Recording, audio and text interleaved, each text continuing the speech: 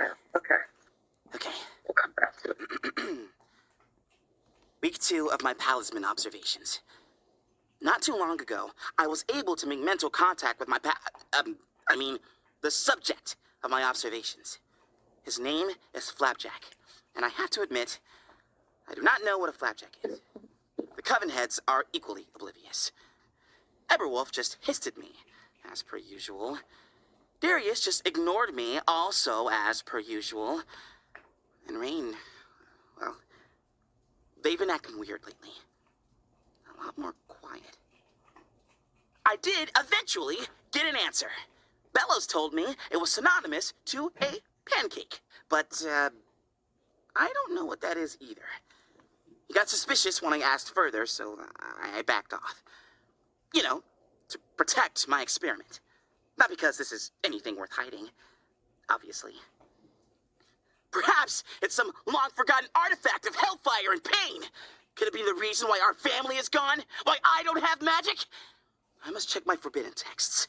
Damn you, pancakes!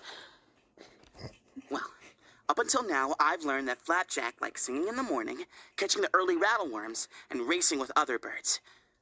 With a scar over his eye and a few other notches in the staff, I could tell he was owned by someone else, but he won't tell me who when I ask.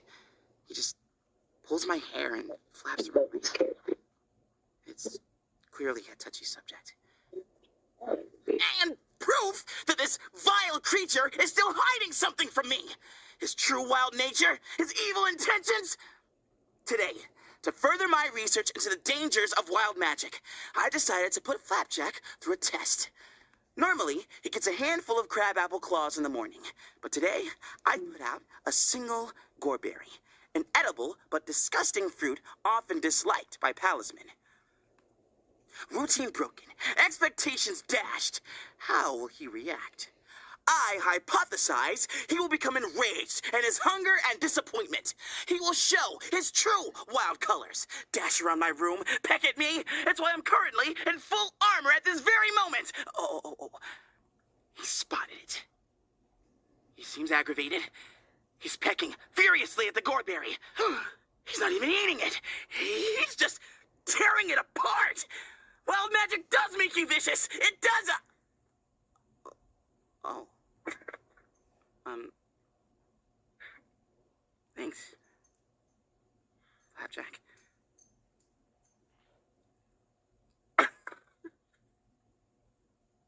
He's eating it.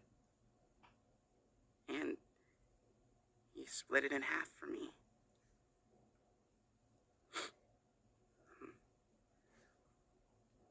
I think it's time to conclude these tests. Hello, Diary. I was planning on making another video for Mama, but my phone is currently being fished out of Hootie's gullet. So instead, I'm writing to myself. Hello, Luce. How you doing? Well, today I helped pick King's fur for three-headed ticks. Amity and I shop for abomination supplies. That goop is made of a lot of really weird things. And I read through a little more of Philip's diary. And wow, that dude is smart. But it's so weird. I followed all his instructions to a T, but my portal still came out so wonky. Did he have someone help him? I had a tough time sleeping, too. I keep thinking of seeing my mom in the rain. I know she'd like this world if she could just meet Ida and King. After we give King a bath, of course, and we might have to ask Hootie to hide, just for a little. Oh, and I'd have to give Ida a heads up not to talk about facing off against an evil emperor, or her sister threatening to drop me off a bridge, or my girlfriend's parents sending a robot made of magic gunk after me. Maybe we can get those memory tweezers from Hexhide and I can... No. Erasing your mom's memories is not gonna solve any of your problems, Luce. Or maybe it will. After all, Amity and Willow seem to be friends again. Well, they seem to be friendly again. They're still working out some things. So, that's a no. Oh! What's a language everyone understands? Food! I can show her some of the Boiling Isle's best dishes. Let's see. Willow gave me some recipes that her dads like to cook. Shepherd's dye. That's a funny typo. You go find a shepherd, preferably one that has recently become undead. You get a cleaver. Oh my god, that's not a typo. Okay, I'm moving on. Freak salad with griffin chicken. A crisp and refreshing meal that will give you the wildest nightmares for weeks. Side effects may include the growth of fangs, 21 and up. What are witch stomachs made of? Mac and cheese. Pasta? Melted cheese. This one seems safe and less morally questionable. Oh, wait. Mama's lactose intolerant. Maybe Amity knows a fairy pie with less fairies.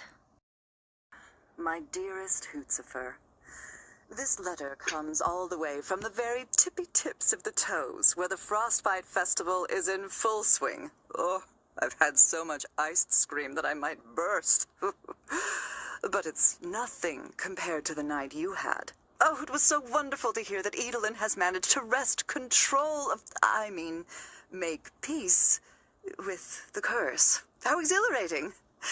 It is definitely her brand to make the best of a bad situation.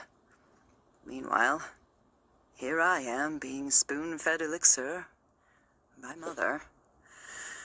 But no, it's not a competition. But besides, it really seemed like my Raven Beast was more than a match for the Owl Beast.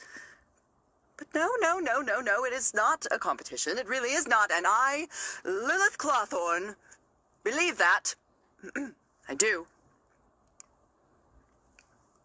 In happier news, I cannot express how much I'm enjoying spending time in Mother's company. Oh, she's even been teaching me all of our family recipes that have been handed down from one Clawthorn to the next.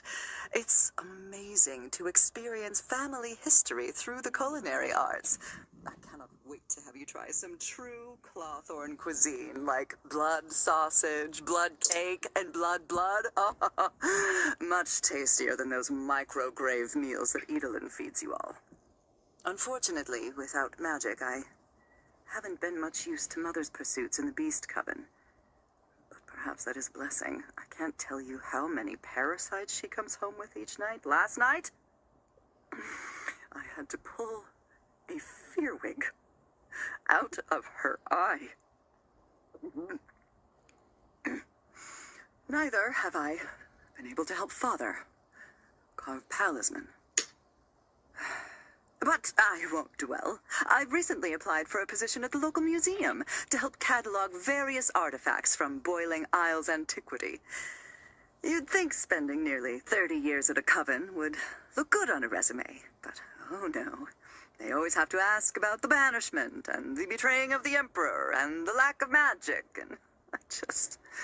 It definitely does get awfully quiet in here, doesn't it? Ooh, shh, hang on. It is just an entry-level position. Oh, It would be so delightfully exciting. A chance to reinvent myself. A new, bolder, braver, more cunning Lilith Clawthorn.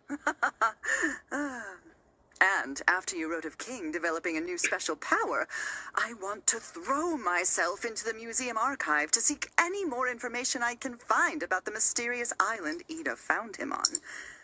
Maybe I should reach out to my old colleague, Flora Desplora. She's quite a character. Traveled far and wide, doing very important and frightfully exciting historical feats. But how would she even remember little old me? But now to the juiciest part of our correspondence. The Goss Corner, if you will. Attention, Edelyn Clawthorn, or anyone else this letter is not intended for. This letter has been hexed. Anyone trespassing through its contents risks life, limb, and liability, and I shall not be held responsible for any bad luck that comes your way.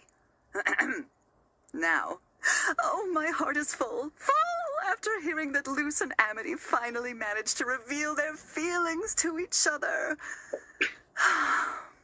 If only it were that simple as an adult. Someone, well, bought me a bouquet of spiders the other day. My mother was interested. She just wants to see me happy. And my coworkers were interested, especially after I turned down their offer to create my Incineradate profile. But I am not so interested. I don't think I ever have been. I have much to think about.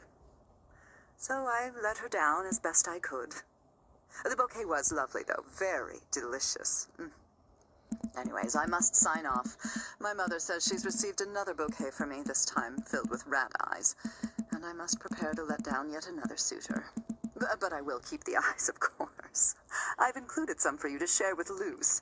I know she just loves trying out new Boiling Isles foods, that crazy human. Write soon.